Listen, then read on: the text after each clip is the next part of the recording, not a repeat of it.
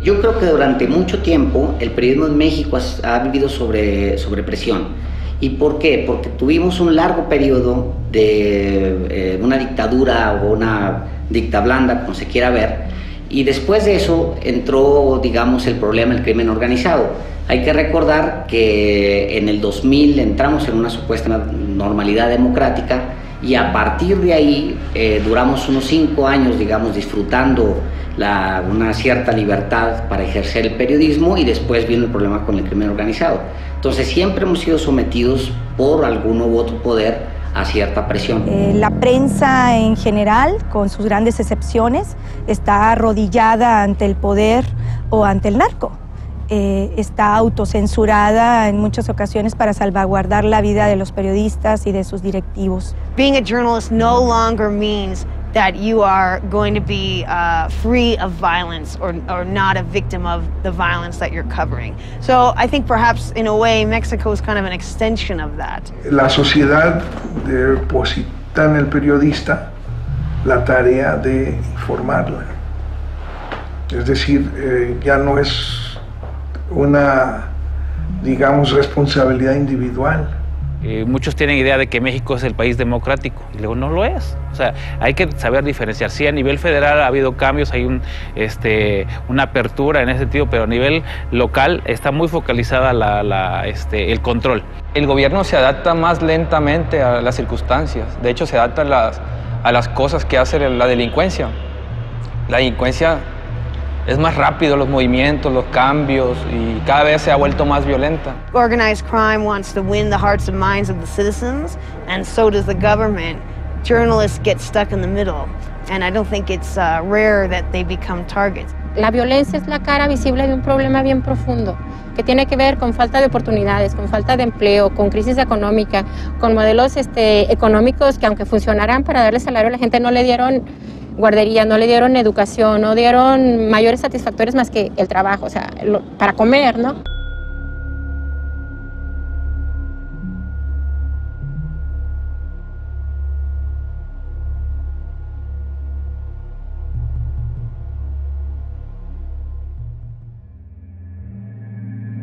Pues en la casa era muy divertido. De pronto ahí nos poníamos a bailar con los niños, con sus hijos. Uy, no. Era un padre muy entregado, muy amoroso. Con sus hijos era muy buen padre. Armando lo asesinaron el 13 de noviembre del 2008 en el exterior de su casa, a bordo de su vehículo, cuando iba a llevar a su niña a la escuela, a sus hijos a la escuela. Él cubría la fuente policíaca y fue privado de la vida. Yo iba saliendo de la casa, iba a llevar a mi hija a la escuela y en eso me suena el celular y me dice: Pedro, me lo balearon. Me lo balearon. Y digo: ¿a quién? ¿Qué pasó? Dice: a Choco, me lo balearon, me lo balearon. Digo: no te muevas, yo voy para allá. Oye, mamá, nosotros conocemos a la persona que mató a mi papá. No, le dije: no lo conocemos, no sabemos quién es. Ah, ¿y por qué lo mató? O sea, sí me han preguntado varias veces eso. Y pues yo lo que les puedo decir es pues porque es una persona mala que no sabe, que no reconoce el valor de la vida y aparte que estaba molesta por el trabajo que tu papá hacía. ¿Qué sabía Armando? Pues seguramente sabía mucho. ¿Y qué información privilegiada? No lo sé.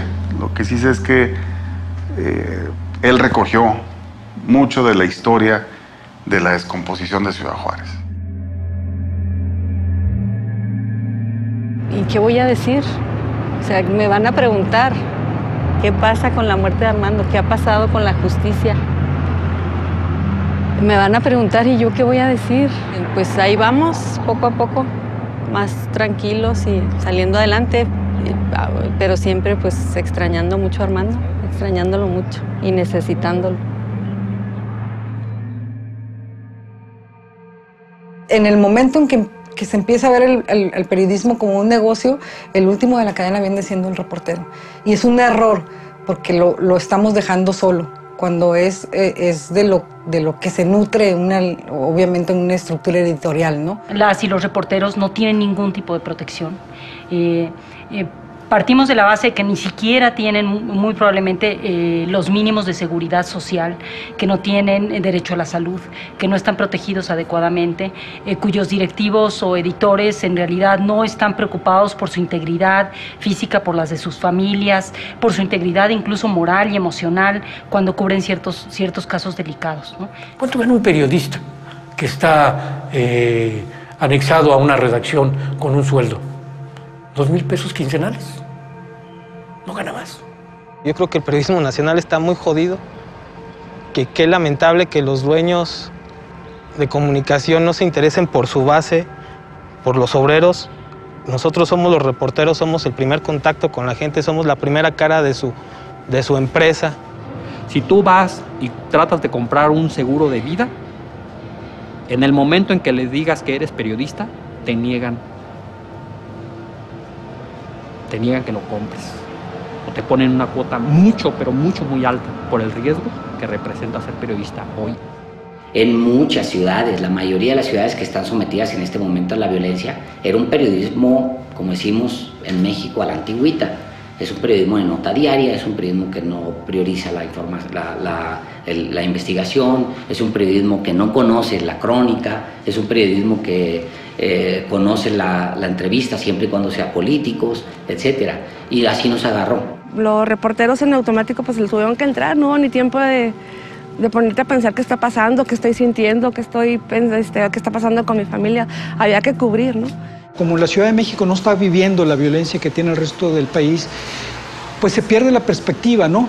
Y muchos medios nacionales, desgraciadamente, no escuchan a sus corresponsales. Nadie mejor que Río 12 para contarnos lo que pasa en Sinaloa. ¿Para qué solo apostarle o querer apostarle a que un reportero nuestro vaya una semana a tratar de entender un fenómeno que tiene decenas de años, como es el narcotráfico en Sinaloa?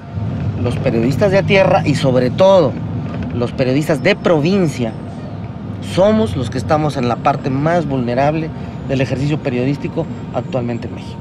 Es una cuestión que te empieza a permear poco a poco, la violencia. Se te va metiendo en tu ser, en tu psique, en un montón de cosas, ¿no?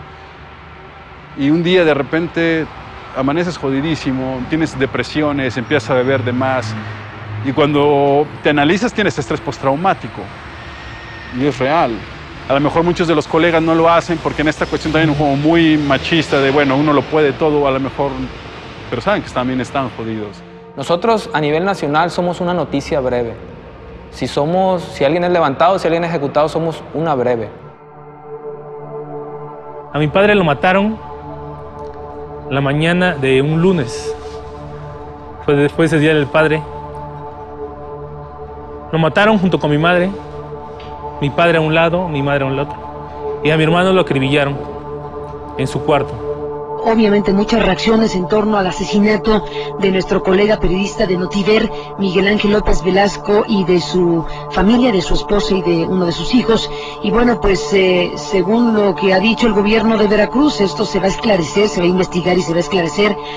Es un ataque contra la sociedad entera, contra la sociedad veracruzana. Quiero subrayar una parte muy importante. No es un hecho aislado, no lo es. Forma parte, evidentemente, de una serie de acciones que corresponden a lo que es la presencia de grupos delincuenciales. Esto es el reflejo de lo que está pasando en todo el país.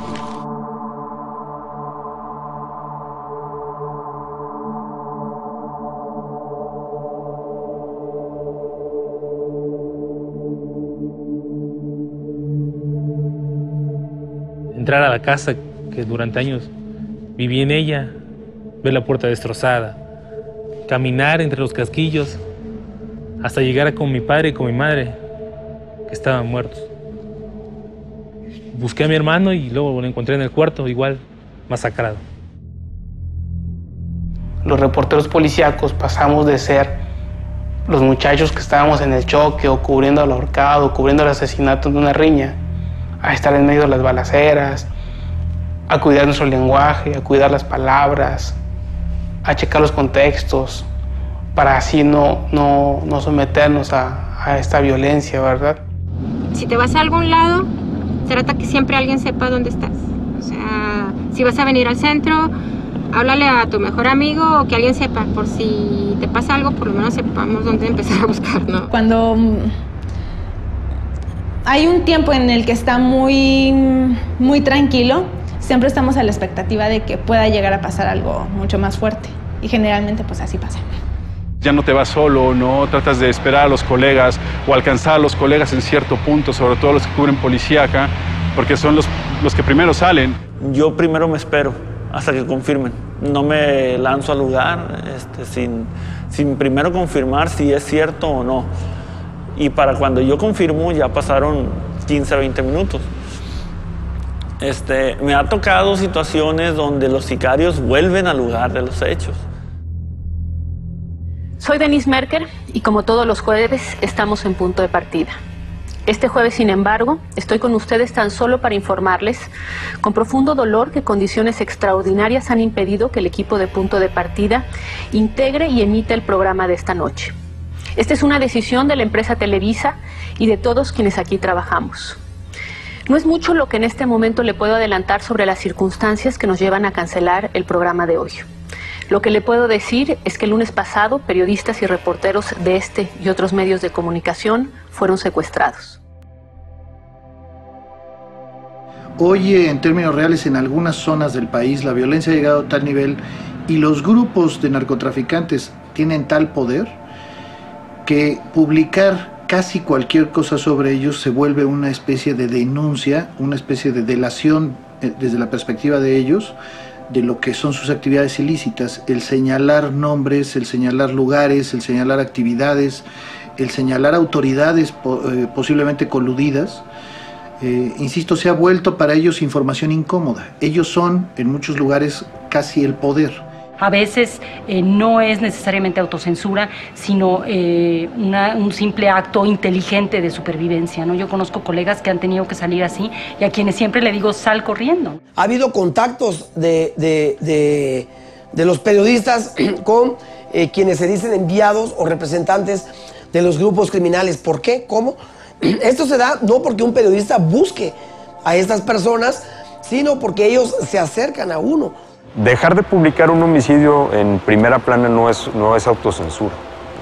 Es simplemente una decisión editorial que te dice, mejor lo publico en interiores, por una serie de razones. No le voy a dar juego al grupo criminal, no quiero ser escandaloso, no quiero hacer apología de la violencia. Aquella máxima de que hay que decir las cosas cuando duelan, sí, pero me pregunto si esto es a costa de la vida del periódico, la vida del periodista, la vida del medio de comunicación. Si nosotros como periodistas no hacemos caso de algo que está sucediendo y no estamos reportando lo que está sucediendo, lo estamos ignorando y lo estamos protegiendo.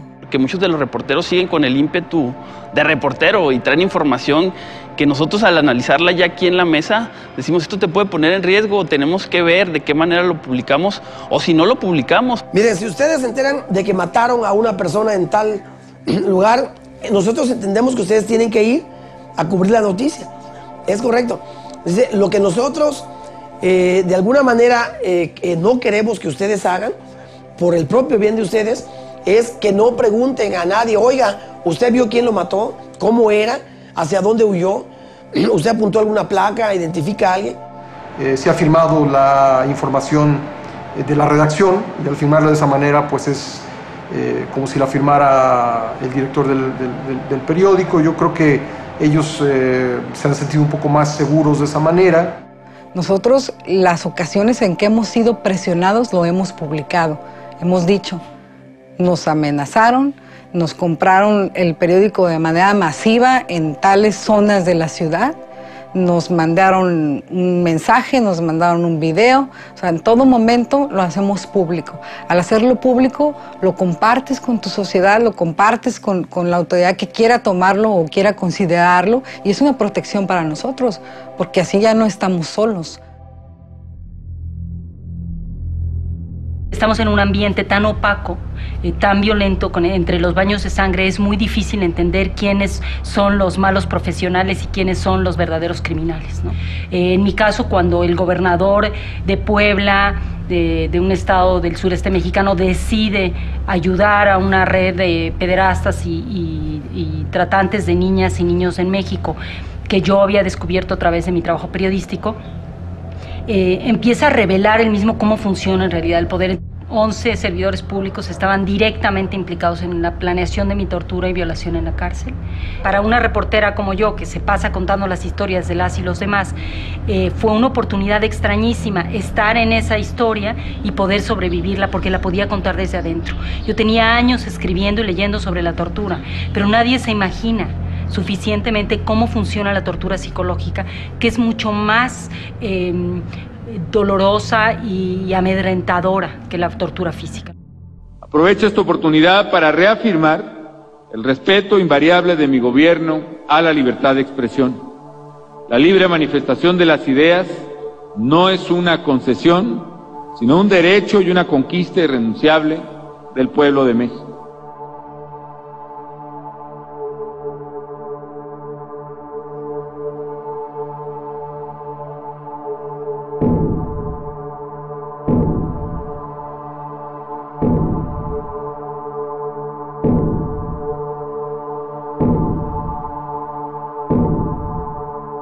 Quien te debe ayudar a realizar mejor tu labor es quien más te está presionando para que no lo hagas.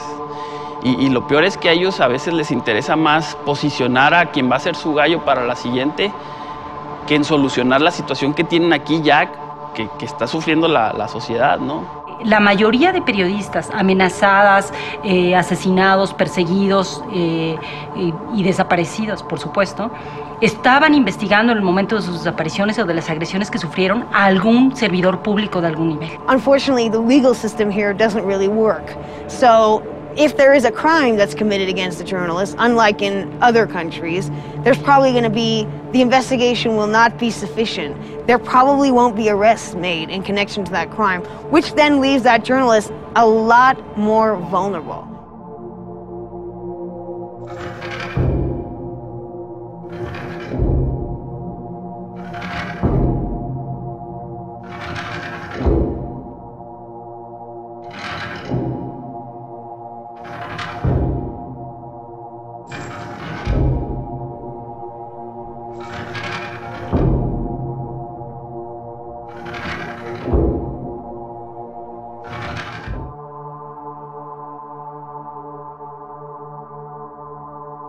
La mayor frustración es enfrentarte a una autoridad con la que parece que no estás platicando o que no estás, o sea, con la que no estás respondiendo, ¿no? O sea, con la que nada más le estás dando información para ver cómo ellos coartan más lo que estamos haciendo, ¿no? El gran problema de los periodistas que han sufrido estas circunstancias o los medios de comunicación que lo han sufrido es que están entre dos fuegos. El fuego de aquellos que impunemente actúan, pero aquellos que permiten que actúen impunemente. El gobierno abona la impunidad, el gobierno no castiga a la policía, ni al ejército, ni a cualquier autoridad que amenaza o que permite que los narcos amenacen a los trabajadores de los medios de comunicación en la cobertura diaria de los hechos violentos. O sea, el gobierno es juez y parte. Estos elementos balísticos los fui recogiendo en las escenas del crimen después de que el perito hizo su trabajo. Y se les olvida o hacen un trabajo incompleto y la prueba de su deficiencia en cuanto al levantamiento de las evidencias en la escena del crimen. Aquí están, ¿no? Se les olvida.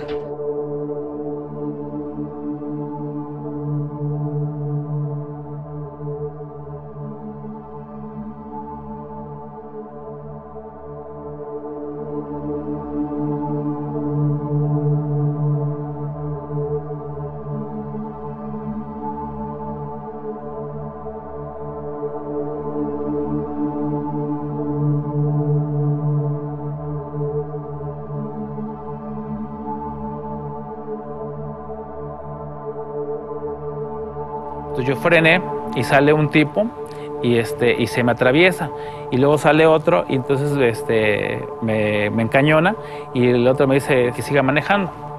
Nos vamos a un fraccionamiento más adelante y entonces ahí ya me bajan, me meten a la cajuela y me llevan a otro lado. No supe ya después a dónde me llevaron, estuvieron dando vueltas y vueltas y vueltas. Y ya en otro lugar me bajaron, me desnudaron, me amarraron de pies y manos y me volvieron a meter a la cajuela.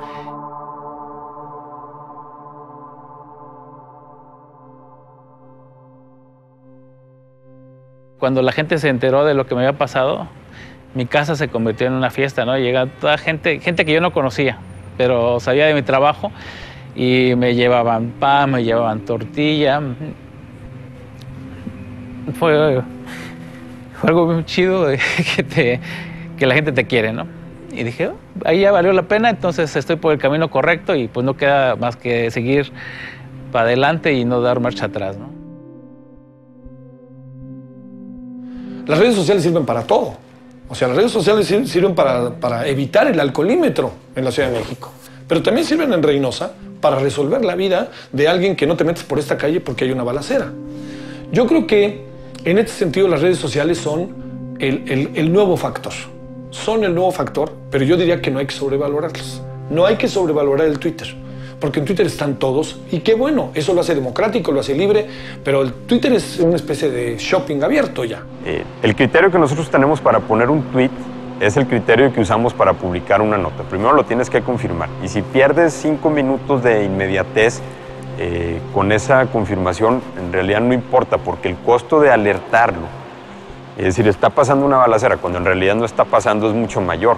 Estar una persona investigando o haciéndose o buscando información en la internet y después publicándola no es hacer periodismo. Se acostumbra uno a vivir con miedo y lo llega uno a superar. Lo llega uno a superar ese miedo. Cuando estaba el antisecuestro nos dijo el licenciado que estaba encargado, que nos dice así directamente, y háganse a la idea, su esposo ya está muerto. Pero así, en lugar de por ejemplo, pues le vamos a echar todas las ganas, o esto, en lugar de, le bajan la moral al suelo.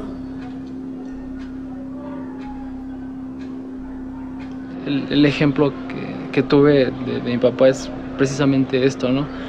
El trabajo y la perseverancia. Y es lo que me ha impulsado también a seguir con el periódico, porque es un sueño, y un sueño la verdad a veces toma toda la vida, entonces no queríamos dejarlo así, por eso decidimos seguir con el periódico. Yo tengo la convicción de que los reporteros, de que los periodistas podemos ser catalizadores para que las cosas cambien. Estamos informando, pero también estamos arriesgándonos para hacer bien nuestro trabajo. Yo siento que si me salgo ahorita, no es que yo haga una contribución, pero siento que estaría huyendo. La organización por parte de los periodistas a nivel nacional, pues, y por otro lado también el exigir en el caso de los asesinatos y de las agresiones que haya castigo a los responsables, que realmente haya una respuesta a las autoridades independientemente del color de quienes los encabezan, ¿no? Tendrán que pasar varias décadas para que sepamos realmente lo que está pasando en este periodo en México. ¿Qué quieren de nosotros? No queremos más muerte, no nos estamos rindiendo, no estamos claudicando, pero ¿qué quieren de nosotros? A ver, díganos en qué condiciones vamos a trabajar, cuáles son las cartas, pónganlas sobre la mesa, ¿no? Para saber qué tenemos que hacer para que ya no maten a alguien más. Pero es que este es tu trabajo, o sea, este es tu trabajo. ¿Qué tendría que pasar para que yo deje de hacer periodismo? Tendría que estar muerta. Este es mi oficio, esta es mi encomienda de vida y la voy a llevar hasta el final. ¿Vale la pena el riesgo? Sí. La vida no. Pero el riesgo, y 100%. Queremos libertad y queremos justicia. Al menos eso es lo que yo exijo. Justicia y libertad.